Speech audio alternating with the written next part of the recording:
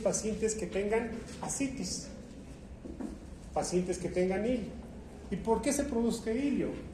Debe haber una causa. ¿Qué tal si es un paciente que ha sido operado con una peritonitis, se ha hecho una limpieza aparentemente prolija, pero ¿qué pasa? Hay un sector donde no se lo ha drenado adecuadamente. Entonces, ¿qué va a pasar? Va a ir creciendo la infección y eso va a condicionar un proceso inflamatorio de la serosa visceral o parietal y va a condicionar a un hilio. ¿Entendido? Ese hilio que va a producir aumento de la presión intraabdominal y se va a producir una evisceración si estamos en el tiempo menor a los 30 días del acto quirúrgico. Aumento del tono músculo parietal, hemos dicho, si es breve y brusco, como por ejemplo si el paciente está presentando tos o si es sostenido debido a algún problema, no sé, una peritonitis, una disnea. Las peritonitis, por ejemplo, terciarias, ¿no ven? O residuales que existen, los pueden condicionar esa situación. Y esto es un pequeño examen, lo que hemos mencionado, la edad, ya sabemos específicamente cuál es la situación, las enfermedades crónicas, aquellas enfermedades que producen deterioro del sistema inmunológico, ¿ya? Luego tenemos, por ejemplo, la edad, hemos dicho por arriba de los 60 años, que es más frecuente y en el sexo masculino. Las enfermedades crónicas, todas este tipo de enfermedades, como por ejemplo las enfermedades pulmonares obstructivas crónicas, pacientes con diabetes, pacientes con cáncer, pacientes con procesos infecciosos, pacientes que tengan alteraciones del estado nutricional. Ya sabemos, no todos los gorditos son bien nutridos, ¿no ve? Es decir, los obesos, ya los pacientes que tienen, son delgados, o bien que tengan otros estados carenciales, ya una situación de vitaminas, otras situaciones. Ahora, ¿cómo, por ejemplo, la diabetes puede condicionar que se exista un retraso en el proceso de cicatrización? Justamente actúa, como consecuencia de un retraso de la actividad fagocitaria, favorece el desarrollo bacteriano, disminuye la síntesis de colágeno y anula el proceso de cicatrización. Hemos mencionado que los esteroides también van a condicionar el uso excesivo, una debilidad y disminuyen el proceso de cicatrización de una herida. ¿Entendido? También se ha mencionado que aquellos pacientes que consumen cierto tipo de medicamentos, como por ejemplo mucho uso del salbutamol, el captopril y la hidroclorotiazida, pueden ser condicionantes a que desarrollen un cuadro de evisceración, si han sido laparatomizados. ¿Entendido? El tabaco también, ¿qué es lo que va a producir? A nivel de los vasos, hemos dicho, altera la permeabilidad, el flujo sanguíneo, hay espasmo, eso va a condicionar posteriormente que exista poca perfusión tisular de oxígeno y eso va a condicionar posteriormente al proceso de cicatrización. El alcohol también va a afectar en el proceso de cicatrización.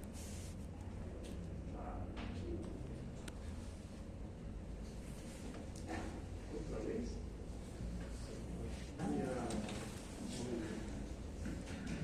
Todo paciente que haya tenido alguna cirugía y se haya accedido por la misma vía al hacer la laparotomía, también puede ser una condicionante para que el paciente haga una evisceración. ¿Entendido? ¿Ya? Esto es un poquito más o menos repetido a lo que hemos hablado. Estamos hablando del acto quirúrgico, ¿no ven? Deficiencia de la técnica anestésica, sobre todo la relajación durante el cierre de la laparotomía, deficiencia técnica quirúrgica. Oye, yo les digo en algunas oportunidades, en los nudos que se vayan a hacer a nivel del tejido que queremos aproximar, no es pues estrangular el tejido, ¿verdad? Solamente es aproximarlo, ¿verdad? En algunas ocasiones se hace una sutura o un nudo tan fuerte que va a producir isquemia del tejido, y al producir isquemia del tejido, ya va a haber necrosis y por ende se va a producir una dehiscencia. ¿Entendido? En algunas ocasiones, ya hemos visto, están muy afectadas, en algunas ocasiones no se sigue el cierre como debería de ser, siguiendo una regla que les voy a explicar más luego cuando hagamos el tratamiento, ¿ya? Y lo más importante, que cuando vayamos a cerrar una laparotomía, deberíamos de cerrar piel con piel, tejido celular con tejido celular, músculo con músculo, y plano aponeurótico con plano aponeurótico. En algunas ocasiones cierro plano aponeurótico con músculo y no se me da función adecuada. ¿Sí? Ya hemos hablado de que aparece el famoso ilio, que no es nada más que ausencia del tránsito intestinal, y tiene que haber alguna causa que haya condicionado esta situación, lo cual va a condicionar aumento de la presión intraabdominal. ¿Sí?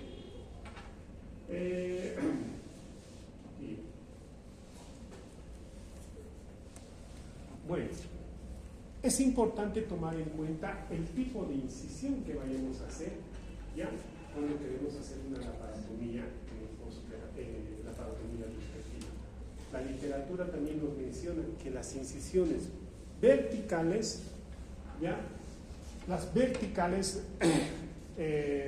son menos, ¿ya?, eventrógenas que las incisiones transversas. ¿Entendido? ¿Ya? ¿Qué más? Hablamos que son menos frecuentes en la región infraumbilical que en la parte superior del abdomen. ¿Sí? Ahora, todo también va a estar en relación al tamaño de la incisión que vayamos a hacer. Mientras más grandes las incisiones, ya más posibilidad de que evisceración exista.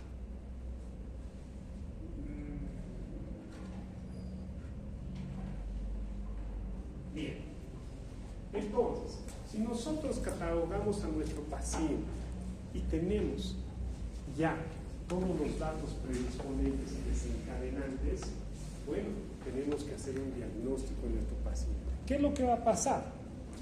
Ya, en cuanto a cómo yo me voy a dar cuenta que el paciente está eviscerado. Entonces, para eso tengo que hacer primero un examen clínico. ¿Y qué es lo que hacemos generalmente cuando revisamos a nuestro paciente postoperatorio? Vamos y identificamos la herida operatoria y las gasas, ¿verdad? ¿Sí?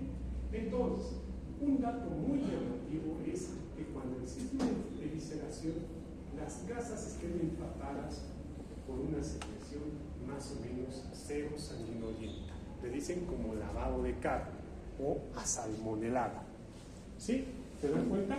Entonces, si ustedes ven los apósitos manchados de abundante líquido serohemático como lavado de carne, eso nos dice que existe una evisceración. Otra situación, el paciente puede estar con ilio, puede haber distensión abdominal. Otra situación, el paciente puede ser con vómito. Otra situación a nivel del herida operatorio. Lo que menciona, ya generalmente, ya entre punto y punto, ya va a haber tanta tensión que va a haber una separación del borde de la herida. ¿Cuándo nosotros nos vamos a dar cuenta? Especialmente entre el cuarto o quinto día del postoperatorio. ¿Sí? En caso de una buena cicatrización de una herida, un reborde o lomo subcutáneo, es decir, un sobrelevantamiento. Pero cuando existe ya una evisceración, este lomo o este sobrelevantamiento de la herida operatoria no existe, más bien existe una depresión. ¿Entendido? Pero lo más llamativo en estos es que la presencia de lo que les había mencionado. Vamos a ver por aquí.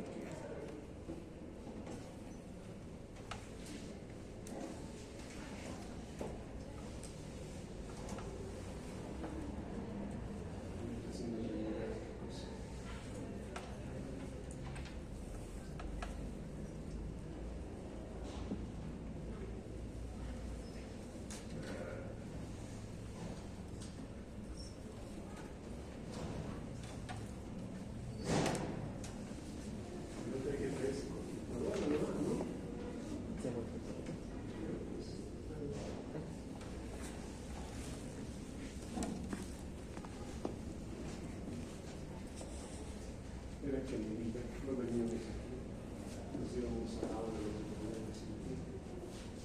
Entonces, primer dato, que el paciente puede que esté entre el cuarto y quinto día, no exista este lomo subcutáneo, sino que exista esta depresión. ¿Entendido? ¿Qué más?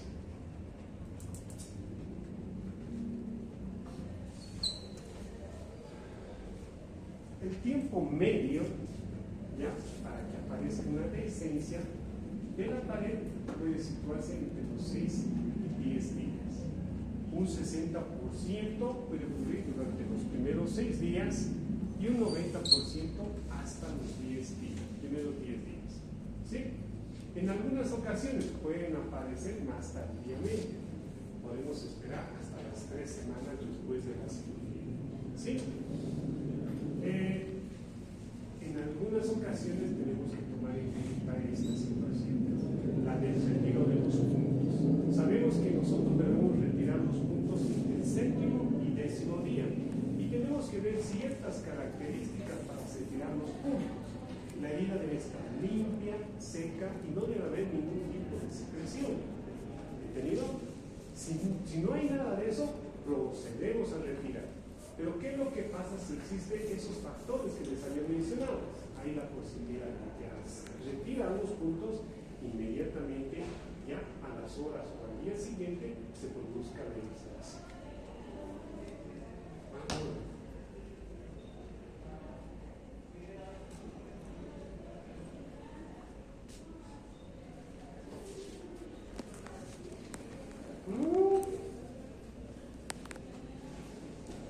¿Otra vez?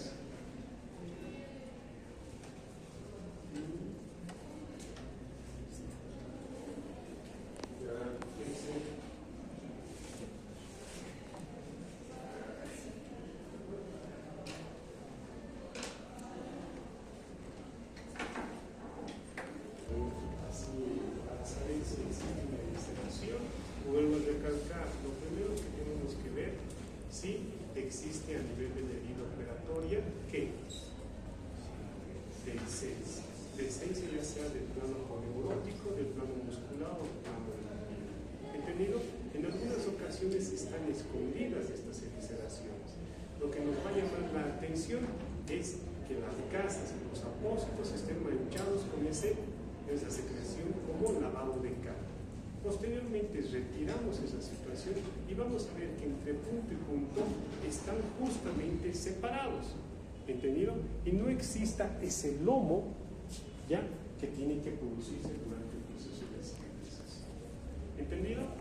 Posteriormente podemos ver que el paciente está distendido, está compuesto. Muy bien, en algunas ocasiones, si la dehiscencia es completa, puede haber una evisceración grado 1 y al fondo de la herida encontrarse las vísceras, o en algunas ocasiones se encuentra con una evisceración grado 3. Estamos siendo evidentes que ahí están las asas intestinales y ha habido una disminución total del plano neurótico. ¿Entendido? Es una forma sencilla para darse cuenta. Lo más importante es esa secreción como lavado de cara. ¿Entendido? Y ya les vuelvo a decir, tiene que existir un factor que haya condicionado esa situación. Muy bien. Ahora, el accionar en este tipo de pacientes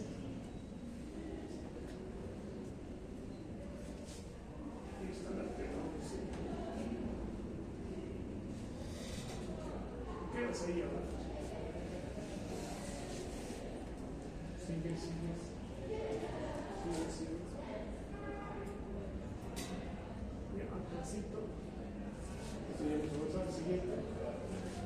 Ya, ahora,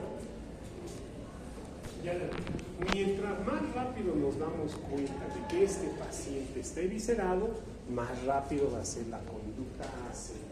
¿Entendido? ¿Sí? Muy bien, así. Aquí es importante tener en cuenta esta situación. Si la evisceración aparece antes del cuarto día, siempre debe ser imputada a un fallo de la sutura. Las que ocurren después se deben atribuir a un fallo del proceso de cicatrización. Entonces, ahí nos están diciendo, antes del cuarto día, falla técnica. El médico que operado tiene la culpa. Así. Entonces, ¿Cómo yo me doy cuenta? El paciente se encuentra y se menciona, tengo molestias a nivel de la cicatriz, hay distensión abdominal, ya aparece ilio funcional, ya, y el paciente me menciona que a nivel de la herida ha sentido una sensación de densidad, ya, que algo se le había. Así que todo esto, lo más importante, esa secreción asalmonelada, líquido seroso o como lavado de cara. El abombamiento que debería existir es reemplazado por una reflexión a nivel de la línea del sutura. En algunas ocasiones, cuando son evisceraciones contenidas, podemos hacer una exploración digital de la herida, podemos ver que existe separación de los bordes de la laparotomía y al fondo podemos encontrar una víscera reteunida. Generalmente las estructuras que se encuentran o es epiplón o es asa del intestino delgado, ya sea Y1 o I.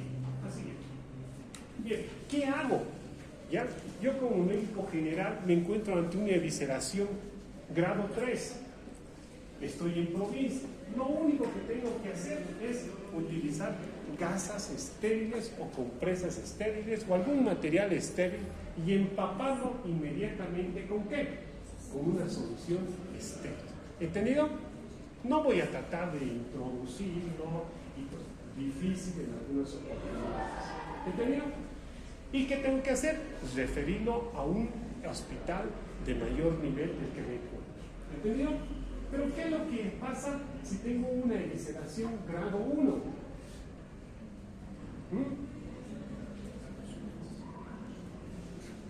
De igual manera, a la regla de gasas, compresas, colocaré a nivel de la herida, pero ya tengo que utilizar algún material.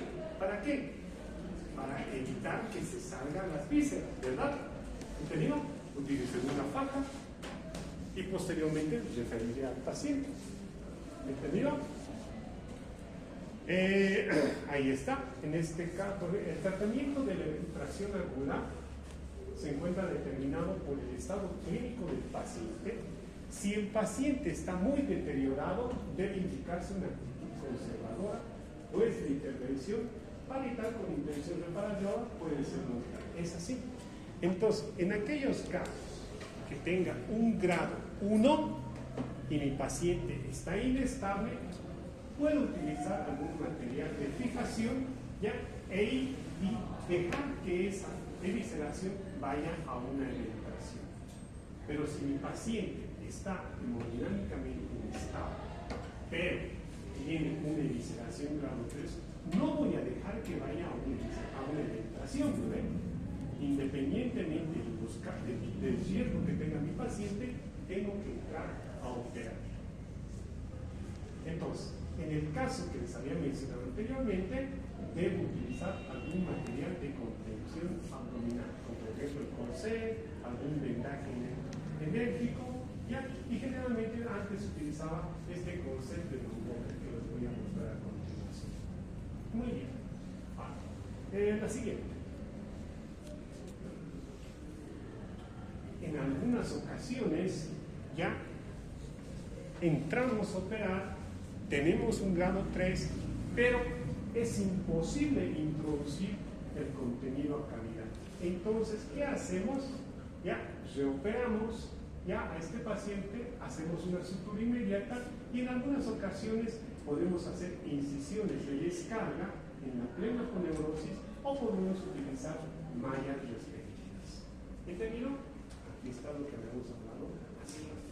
Utilizar un material de contención, ya sea fajas, telas adhesivas o bien esta faja de Montgomery y bueno, dejar que vaya a una penetración si nuestro paciente está en malas condiciones, pero tiene un grado 1, hasta un grado 2 podemos aceptar para hacer este procedimiento. Y esta es esta faja que se utilizaba antes para contenerlos en evisceraciones contenidas. ¿Sí? Ahora,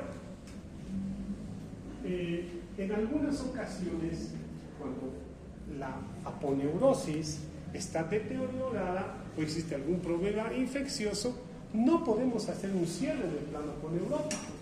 Entonces, ¿qué hacemos? Dejamos abierta la herida operatoria. ¿Entendido? Y utilizamos un material que nosotros llamamos como fosa esperamos a que cede el proceso inflamatorio para que posteriormente podamos ir a cerrar la trombosis. Entonces, por ejemplo, en este caso, ustedes están observando, es una evisceración grado 3, ¿verdad? Aquí hay un proceso inflamatorio en este paciente. Ya, yo me salgo ya en 2 segunditos. Okay. Y bien, ¿qué tenemos que hacer en estos casos? ¿No ven? Vamos a utilizar ¿qué? Dejamos abierto, hacemos avenamiento, en algunas oportunidades tenemos que hacer resección de asa y colocamos una bolsa de Bogotá. ¿Entendido? Posteriormente cede el proceso inflamatorio y al ceder el proceso inflamatorio vamos a ir aproximando la medida operatoria. ¿Entendido? Entonces, estas son las famosas laparostomías. ¿Entendido? Bien, todo esto, ¿qué va a conllevar? Es decir, un paciente con una evisceración a la larga puede complicarse con ¿qué? Infecciones de la misma herida operatoria, hilio mecánico, puede haber estrangulación del asa, puede existir hemorragia, o en algunas ocasiones el paciente puede hacer una fístula intestinal. Entonces, ya les había mencionado la presencia de hilio, hay que determinar cuál es la causa que esté condicionando esta situación. Ya puede ser un absceso intraabdominal residual, ya, o puede ser por otra causa que haya conllevado estas. Bien, lastimosamente me van a disculpar, ya sé que no tengo que poner acá, está mal esta computadora, me voy a traer mi computadora. ¿Entendieron? Pues vamos a ir a ver ahora. Espero que se haya entendido alguna duda de la sincronización. ¿Entendieron? Muy bien.